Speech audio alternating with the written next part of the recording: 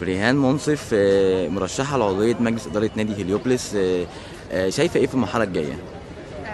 أول عرفينا السي في بتاعك. أنا اسمي بريهان منصف نور الدين. تمام. مخلصة ماجستير، بحضر رسالة الدكتوراه بتاعتي في علم نفس تقريبا؟ الدورة الاستراتيجية. استراتيجيك مانجمنت.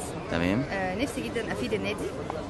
كنت مسافرة بره في دبي، شفت حاجات كتير جدا بره نفسي أطبقها في النادي، وعشان أنا بنت النادي بصراحة نفسي أخدم النادي من زمان وأفيده. كل الخبرات اللي أنا شفتها والحاجات اللي أنا شفتها أطبقها في النادي. تمام. أنا شايفة النادي الفترة دي فيه منافسة عالية جدا في الانتخابات، منافسة كلها فير جدا وكويسة جدا، وكلنا أصدقاء وكلنا بنشتغل مع بعض، ودي أحلى حاجة في المنافسة اللي احنا فيها دلوقتي، إن احنا كلنا بنشتغل مع بعض ونساعد بعض.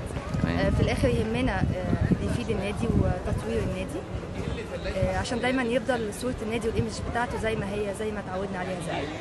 في برنامج معين ولا؟ طبعا انا نازله مستقله لعضويه مجلس اداره النادي تحت سن 35 سنه. مش هيبقى عندي برنامج، بس انا عندي رؤيه وعندي افكار وعندي اهداف هطرحها على مجلس الاداره اللي الاعضاء هيختاروه ان شاء الله لما ينجح مجلس الاداره.